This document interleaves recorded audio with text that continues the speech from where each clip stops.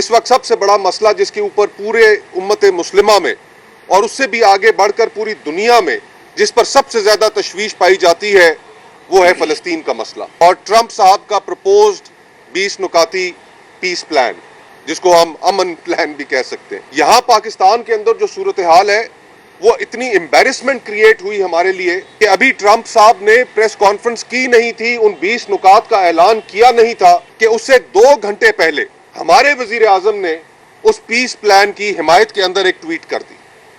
اس tweet میں انہوں نے جو پلان ابھی اناؤنس ہوا ہی نہیں تھا اس کو خوش آمدید بھی کہہ دیا، نام نہاد وزیر اعظم۔ اور پھر اس کے بعد جب عوامی ری ایکشن اس کے اوپر آیا، صرف پاکستان میں نہیں بلکہ ملک بھر میں اور پوری دنیا میں، تو شام کو وزیر خارجہ، نام نہاد وزیر خارجہ اسحاق ڈار صاحب وہ پریس کانفرنس کرتے ہیں اور ٹی وی چینل پر بیٹھتے ہیں اور کہتے ہیں کہ یہ تو وہ معاہدہ ہی نہیں، یہ تو وہ پیس پلان ہی نہیں کہ جس کے اوپر ہم متفق ہو کر آئے تھے۔ یعنی کہ اس طریقے سے حکومتی معاملات چلائے جا رہے ہیں کہ جہاں پر آپ کے علم میں یہ بات ہے ہی نہیں کہ کون سا پیس پلان وہ پرپوز کرنے جا رہے ہیں، اور آپ اس کے استقبالیہ دستے میں شامل ہو جاتے ہیں اور پھر بعد میں اپنے آپ کو اس سے دور کر لیتے ہیں۔ یہ ملکی معاملات کس طرح چلائے جا رہے ہیں؟ اور وہ پیس پلان یقین مانیے کہ it is nothing short of surrender. اس پیس پلان کے اندر ہم یہ سوال پوچھنا چاہتے ہیں کہ آپ نے کیا کسی سیاسی جماعت کو اس ملک میں اعتماد میں لیا؟ آپ نے کوئی نیشنل کنسلٹیشن کی؟ کیا آپ نے پارلیمان کے اندر اس کے اوپر کوئی گفتگو کی؟ کوئی عوامی اعتماد حاصل کرنے کی ذرہ برابر بھی آپ نے کوشش کی؟ استعماری قوتوں کے ساتھ بند کمروں میں بیٹھ کر آپ نے فیصلے کر لیے اور اب آپ وہ فیصلے پاکستانی عوام کے اوپر تھوپنے جا رہے ہیں۔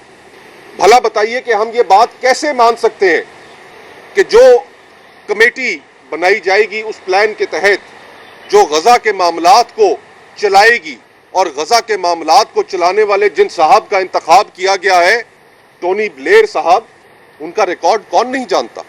عراق وار کے حوالے سے، مسلمانوں کی نسل کشی کی حوالے سے وہ متنازع ترین شخص ہیں۔ کیا ہماری فوج وہاں پر بھیجی جائے گی؟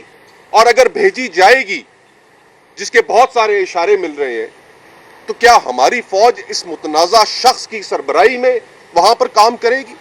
یہ ہمیں بطور پاکستانی عوام کیسے قبول ہو سکتا ہے کہ ایک وار کرمنل جس کا ٹرائل ہیگ میں ہونا چاہیے، اس کی سربراہی میں ہمارے جوان وہاں پر اسرائیل کے لیے سیکیورٹی فراہم کریں گے؟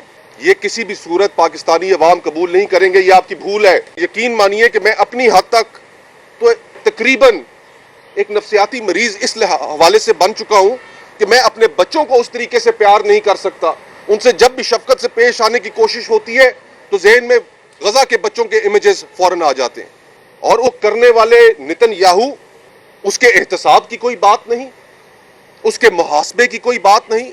اقوام متحدہ نے جب آن ریکارڈ کہہ دیا کہ وہاں پر نسل کشی ہو رہی ہے، تو آپ اس کو اس معاہدے کے ذریعے کلین چٹ دینے والے کون ہوتے ہیں؟ باقی دنیا نے جو مرضی ہے کرنا ہے کرے، لیکن پاکستان اس میں شامل نہیں ہونا چاہیے، اور پاکستانی عوام کسی بھی صورت یہ قبول نہیں کریں گے۔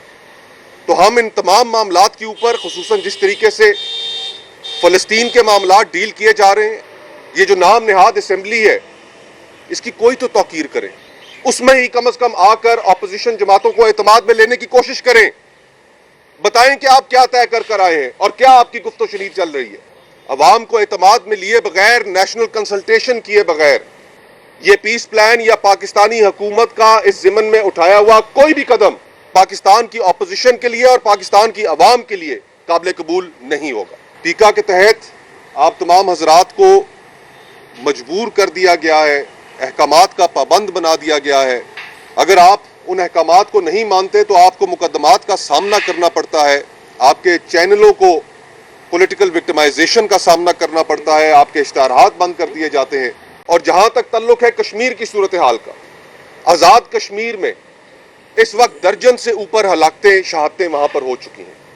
ہمارا دل رنجیدہ ہے جو سیکیورٹی فورسز کے اہلکار شہید ہوئے، پولیس کے اہلکار شہید ہوئے، اور ایک بڑی تعداد میں پرامن مظاہرین کو بھی جو وہاں پر شہید کیا گیا، ہم اس کے اوپر بھی رنجیدہ ہیں۔ اور احتجاج کرنے والے مانگ کیا رہے ہیں؟ وہ یہ مانگ رہے ہیں کہ وہاں کی اشرافیہ اپنی مراعات ختم کرے اور آپ وہ مراعات ختم نہیں کرنا چاہتے. وہ مانگ کیا رہے ہیں کہ وہ 12 سیٹیں مہاجرین کے نام پر جو پورے پاکستان بھر میں تقسیم کر دی گئی ہیں، جن کو اسٹیبلشمنٹ اور اسلام آباد استعمال کرتا ہے وہاں پر پولیٹیکل انجینئرنگ کے لیے، کہ وہ 12 نشستیں ختم کی جائیں. ان میں سے کون سی بات ناجائز ہے؟ اس وقت جو صورتحال وہاں پر کشیدگی جتنی بن چکی ہے، میرے خیال میں وہاں کے وزیر اعظم کو فوری مستعفی ہونا چاہیے. وہاں پر نئے الیکشنز کا اعلان ہونا چاہیے. فری اینڈ فیئر الیکشنز کے نتیجے میں وہاں کی جو بھی اسمبلی منتخب ہوتی ہے وہ ان ترامیم کو، آئینی ترامیم جو وہاں پر کرنی ضروری ہیں، وہ پبلک کے مینڈیٹ کے ساتھ وہاں پر کی جائے. ان ہلاکتوں کے بعد، ان شہادتوں کے بعد وہاں کے وزیر اعظم کو اور وہاں کی حکومت کو کنٹینیو کرنے کا کوئی حق حاصل نہیں ہے. اس کی رسپانسبلٹی ان کے اوپر عائد ہوتی ہے. انہیں اسی رسپانسبلٹی کے نتیجے میں جو وہاں پر وہ امن رکھنے میں ناکام رہے، فوراً مستعفی ہو جانا چاہیے. یہ وہ معاملات ہیں کہ جو اس وقت ہر پاکستانی کے ذہن میں ان کے بارے میں سوالات ہیں اور تشویش ہے. ہم اس حوالے سے اپنا موقف آپ کے سامنے رکھنا چاہتے تھے کہ یہ خاموشی ہمارے لیے قابل برداشت نہیں ہے. فلسطین کا معاملہ ہو یا آزاد کشمیر کا، ہم دونوں کے اوپر اپنا ایک واضح موقف رکھتے ہیں. ہمارے واضح مطالبات ہیں اور ہم پاکستان کی عوام کی بہاف پر، اس نام نہاد اسمبلی کے پاس اور حکومت کے پاس کوئی مینڈیٹ نہیں ہے. ہم پاکستان کی عوام کی کے بہاف پر یہ مطالبات کرتے ہیں کہ پاکستان کی عوام کو فوراً ان انٹرنیشنل معاملات پر اعتماد میں لیا جائے اور کشمیر کے اندر مذاکرات کے ذریعے حل نکالا جائے اور وہاں کی حکومت گھر جائے.